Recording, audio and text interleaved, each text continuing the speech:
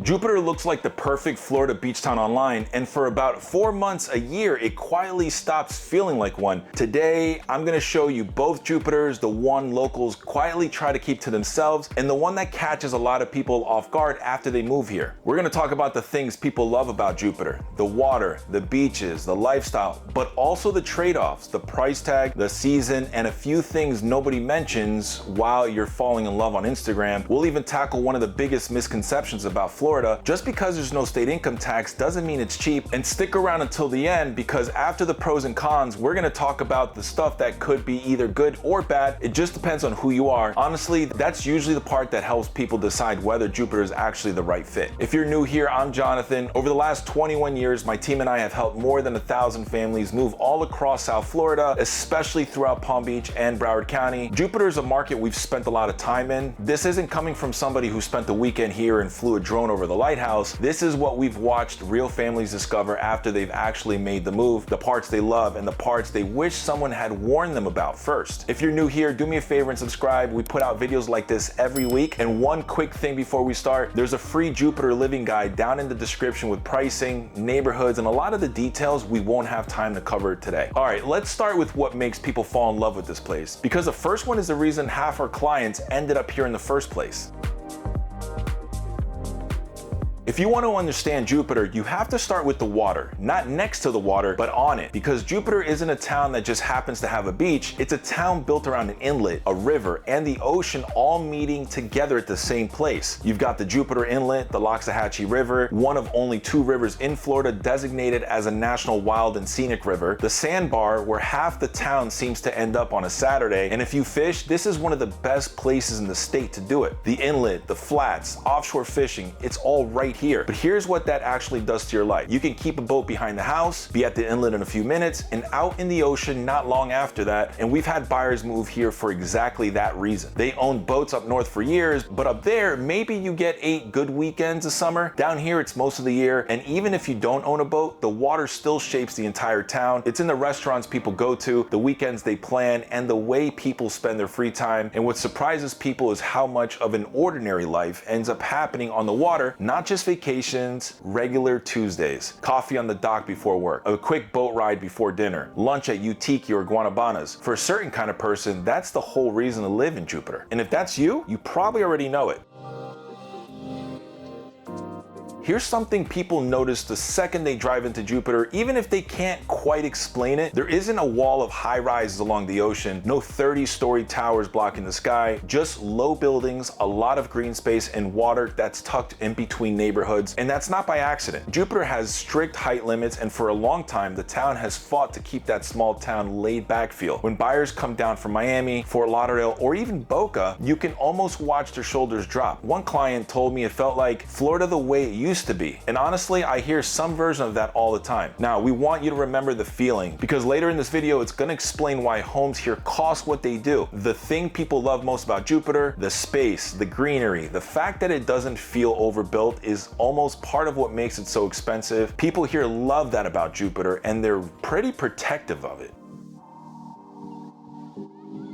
Then there's the beaches, and Jupiter's beaches have a completely different feel than a lot of South Florida. You've got real dunes instead of seawalls, miles of open sand, and most of the beaches are free to access. You're not paying 20 bucks just to park. Carlin Park, Du Bois, Jupiter Beach Park, Juneau just down the road. But the one people bring up over and over again is the dog beach. About 2.5 miles of shoreline where your dog can run straight into the ocean off leash. There really isn't another stretch of coast in South Florida quite like it. And honestly, this is the picture that sells people on Jupiter more than any real estate listing ever could. It's a Saturday morning. You throw a couple of beach chairs in the car, or maybe the paddle board. You grab your bike, you grab your dog, and you head to the beach. No parking garage, no valet, no fighting traffic. It's just you, the dog, and the ocean. And unlike a lot of postcards, this one is actually real most of the year.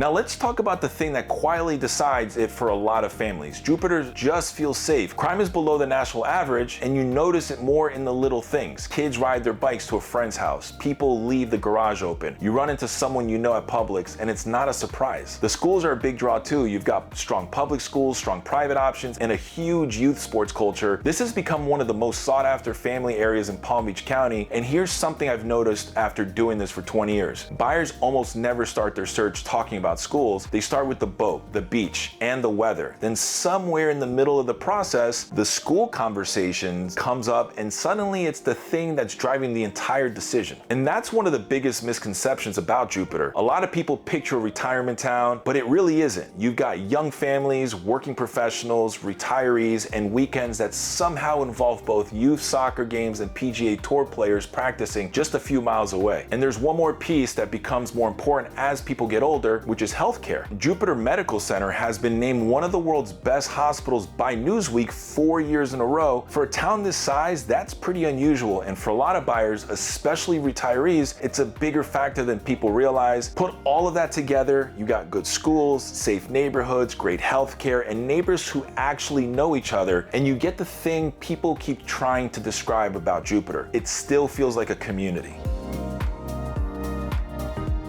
One more before we get into the hard part, and it's the one people are almost shy to bring up. Jupiter has a serious luxury side, it just doesn't act like it. You've got some of the best golf in the country, Admiral's Cove, the Bears Club. More major winning golfers live in Jupiter and the surrounding area than almost anywhere else in America. Michael Jordan even built his ultra private club, Grove 23, just up the road in Hobe Sound. But here's what's funny about Jupiter. This might be the only town in America where a PGA Tour pro could be your neighbor and nobody really cares. That's the whole vibe here. Somebody once described Jupiter as luxury without the attitude. And honestly, I've never heard it explained better. The dress code is shorts and flip-flops. You'll see a pickup truck parked next to a Range Rover, and nobody thinks about it twice. And when you do want the polish, you have Worth Avenue, the Breakers, you can have dinner on Palm Beach Island, because you're only about 30 minutes away, if that. You get access to all of it without feeling like you have to live inside it.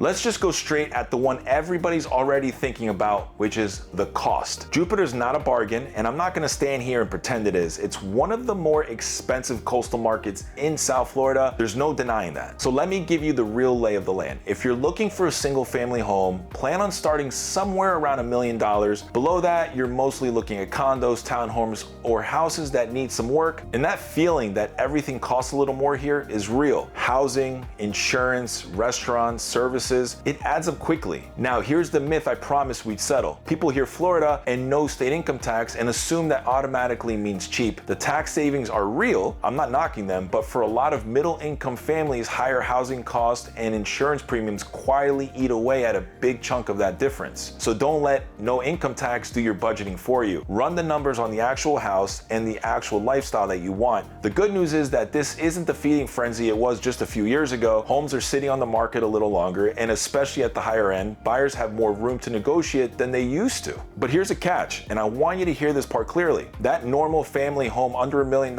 is still where inventory is the tightest and competition is the strongest. In other words, the most affordable slice of Jupiter is often the hardest slice to actually buy into. And remember that low spread out feeling I told you to hold on to earlier? This is the bill for it. The height limits, the green space, the fact that Jupiter doesn't feel overbuilt. Those are the same reasons land is scarce and prices stay high. You don't get the uncrowded feel and cheap housing. It's the same reality, just viewed from two different angles. And there's one last thing I'll leave you with. Almost every buyer we work with says the same thing at some point. Wow, Jupiter's expensive. And a year later, most of those same people tell us it was worth it anyway. That's the tension with this town. It costs more than you wanted to, but the people who wanted this exact lifestyle rarely regret paying for it.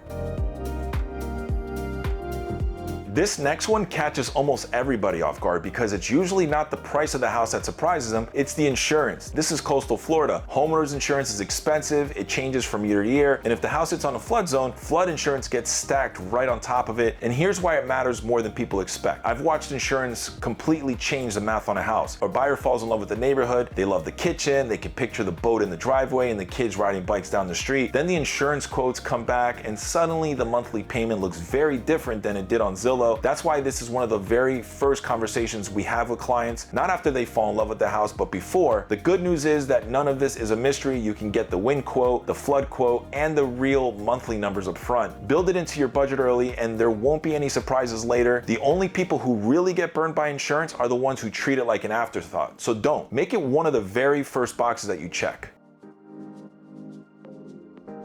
Okay, here's where that second Jupiter really starts to show itself. Season. From about January through April, the snowbirds come back, the tourists show up, and the town feels noticeably different. Indian Town Road backs up, Military Trail, which is already one of the busiest roads in the county, gets even busier, beach parking fills up by mid-morning, and the breakfast spot you walk right into in July suddenly has a 45-minute wait. And honestly, if you only visit Jupiter during the summer, you might not fully understand what locals mean when they talk about season. It doesn't just affect traffic, it changes the entire pace of the town for a few months. Now, the people who live here learn to work around it. You figure out the back roads, you run errands early, you avoid certain intersections at certain times, and then sometime in May, everything relaxes again and Jupiter starts to feel like itself. But I'm not gonna sugarcoat it. For those 4 months, the roads will test your patience. If a quick, easy drive everywhere is high on your list, season is probably the biggest trade-off that comes with living here. Then there's the weather, and I mean the real weather, not the January postcard everyone sees online, because if you visit Jupiter in February, you're getting the best version of Florida. 75 degrees, low humidity, windows open. It's easy to fall in love with that version. Summer is different. From about July through September, it's hot, it's humid, and most afternoons the sky opens up for an hour before clearing out again. A lot of the people moving here underestimate just how much of the year the heat shapes your routine. You start planning your walks, your golf rounds, and your time outside around the weather. The winters here are about as good as it gets. The summers can be brutal. It's no secret that Florida's hurricane country. From June through November, there's a season, there's preparation, there's watching the forecast when a storm starts moving through the Caribbean. But here's the way to think about it. A direct hit from a major hurricane is relatively rare, and on top of that, you have time to prepare, unlike other natural disasters. The bigger impact for most people isn't boarding up the house every year, it's the insurance costs we just talked about, keeping supplies on hand, and dealing with the occasional storm preparation. Is it real? Absolutely. Is it a constant catastrophe? No. Most years, hurricane season is more about staying informed and being prepared than it is about riding out major storms. And plus, then you get hurricane parties. Last one on the cons, and this one's pretty simple. If you want nightlife, Jupiter's quiet. The restaurants are great. You've got waterfront spots, live music at places like Guanabanas and Square Grouper, dinner on Love Street, and plenty of places where you can sit outside and enjoy the weather. But if your idea of a fun night means bars that stay open until 2 in the morning, packed downtown streets, or a real late night scene, Jupiter probably isn't gonna scratch that itch. Most younger residents end up heading to West Palm, Delray, or even Fort Lauderdale when they want a bigger night out. And Jupiter is a little tucked away up here. President Donald Trump International Airport is about 30 minutes away and one of the easiest airports you'll ever fly out of. I personally love flying out of that airport, but it's still a smaller airport. If you need more international options, well, Fort Lauderdale and Miami are usually closer to an hour and a half, maybe 2 hours to Miami, depending on traffic. Now, whether quiet is actually a downside is where this whole conversation gets interesting. All right. We've covered the pros and we've covered the cons, but honestly, this next part is the one that matters most, because a lot of what people argue about in Jupiter isn't actually good or bad, it just depends on who you are. For some people, it's exactly why they move here. For somebody else, it's the reason they'd never last a year. And if you've made it this far, this is probably the section that's gonna tell you whether Jupiter actually fits your life. Remember what I told you at the very beginning, that there are really 2 Jupiters? Here's what I meant. For about 8 months of the year, Jupiter feels quiet, dinner reservations are easy to get, the beaches have room to breathe, the roads are calmer. It almost feels like you stumbled into a secret. Then season rolls around and the whole town changes, the restaurants fill up, the sandbars packed, and suddenly everybody seems to be back in town. And that's the interesting part. You're not really buying one version of Jupiter, you're buying both. The question isn't which one is the real Jupiter, because they both are. The question is which one you're actually buying for. Some people love the winter energy, their friends are back in town, the restaurants are busy, and everything feels alive. But other people feel like they lose their town for 4 months every year. And that leads right next into the next one, because the quiet here is about a lot more than nightlife. The same calm that helps one person finally slow down is the exact thing that makes somebody else restless. I've seen both. We've had buyers move down here from big cities and they tell us that 3 weeks later, they're sleeping better than they have in years. And we've had buyers who love Jupiter at first, but eventually realize they miss the energy and the pace that they had back home. Same town, same lifestyle, but completely different reaction. So the real question isn't whether Jupiter is too quiet, it's how much quiet you actually want in your life, and only you know the answer to that one. Now here's something that surprises a lot of buyers. Waterfront isn't just waterfront. There's homes where a fixed bridge sits between you and the ocean, which means the size of your boat, and sometimes where you can take it is limited. And then there's true deep water ocean access property where you can untie the boat and head out whenever you want. Those are two very different lifestyles and two very different price points. Even though in the listing photos, the houses can look almost identical. And that's why before anybody else falls in love with the house, one of the first things we do is we walk down to the dock and we make sure that the boat actually works for the way that they want to use it. Because a beautiful dock that doesn't fit your lifestyle is really just a very expensive view. If you're paying the waterfront premium, make sure you know exactly which kind of waterfront that you're paying for. Here's another one that lands completely differently depending on your life, which is the commute. Jupiter isn't a major job center. A lot of the people who live here work remotely, they run their own businesses, or they commute down to Palm Beach Gardens or West Palm. So if you work from home, Jupiter can feel close to perfect. Your commute is the walk to the coffee maker and the beach becomes your lunch break. But if you have to be in a downtown office every morning, Jupiter's gonna test your patience a little. And that's the trade-off you're making. You're giving up some convenience in exchange for that lifestyle that comes with living near the water. For the right person, it's one of the best decisions they'll ever make. For somebody else, it's an hour in traffic every day wondering why they did it. And this is the one area where I've seen people talk themselves into something that doesn't actually fit their life. They tell themselves they'll only be in the office a couple of days a week, and then the job changes, the boss changes, or the company changes its policy, and suddenly they're making that drive 4 or 5 days a week.